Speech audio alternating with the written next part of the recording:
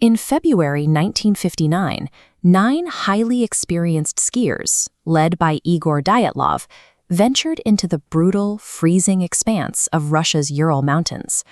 The expedition originally began with 10 members, but shortly into the trek, one skier, Yuri Yudin, fell ill and turned back, a stroke of luck that made him the lone survivor.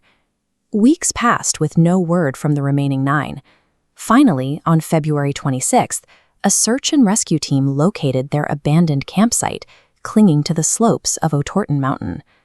The first anomaly, their heavy winter tent was frantically slashed completely open from the inside, as if desperate to escape. But in the surrounding snow, investigators found no approaching footprints, no animal tracks, and no signs of another human near the camp. The hikers' own footprints led a mile to a tree line, where the first 5 bodies were discovered. Despite temperatures dropping to a lethal -30 degrees Celsius, 2 victims were found wearing absolutely nothing but their underwear. Medical examiners ruled the official cause of death for these 5 as hypothermia, yet simple freezing falls short of explaining why 9 veterans would intentionally destroy their shelter and flee into a winter storm.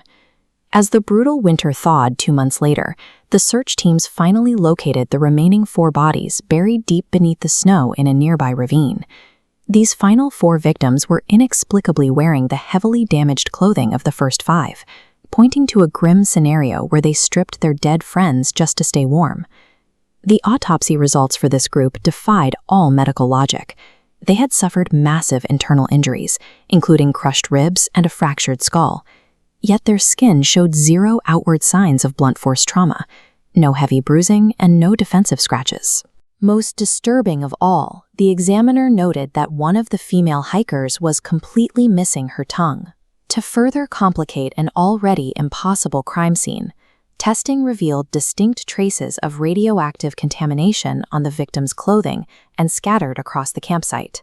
So we have to stress test the most logical, natural explanation: an avalanche.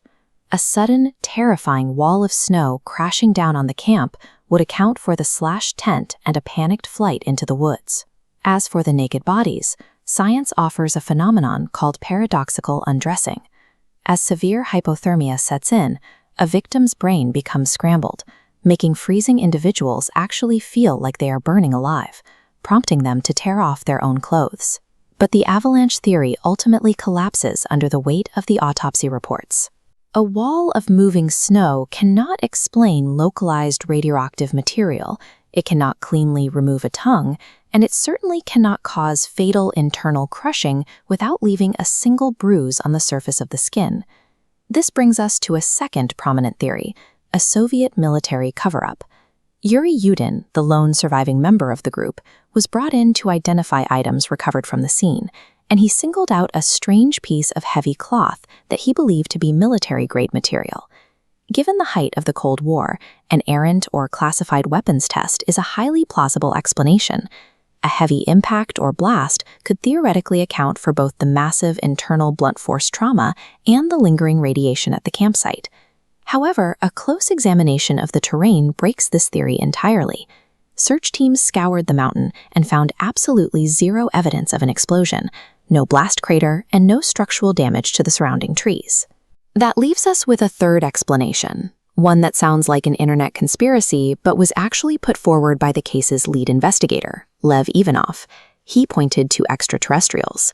Ivanov officially documented multiple eyewitness accounts from February and March of 1959, detailing bright, glowing spheres hovering in the Ural Mountains at the exact time of the hikers' deaths. Making matters even more suspicious, Soviet officials abruptly shut down Ivanov's investigation and ordered the case closed, adding heavy bureaucratic secrecy to an already bizarre set of claims. But while visitors from another world might neatly explain the lack of footprints, the sudden radiation, and the superhuman force, it's a forensic dead end. Using an unproven phenomenon to solve a mystery doesn't give us a factual answer. It just creates a larger question. In the end, the Soviet authorities formally concluded the investigation with a chillingly vague verdict. They stated simply that the 9 hikers died due to an unknown compelling force.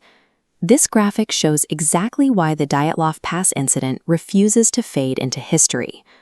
If we map out the natural, military, and supernatural theories, the physical evidence of the case sits completely outside of all three.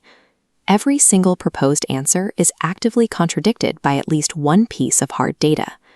Stripped of the wild theories, we are left with the dark reality of 9 young survival experts who were pushed so far past the boundaries of reason that they deliberately destroyed their only shelter in the dead of winter. Dyatlov Pass persists as the ultimate modern mystery because it exposes a terrifying blind spot in human logic. It forces us to look at a space where neither scientific observation nor government records can explain what was waiting for them in the dark.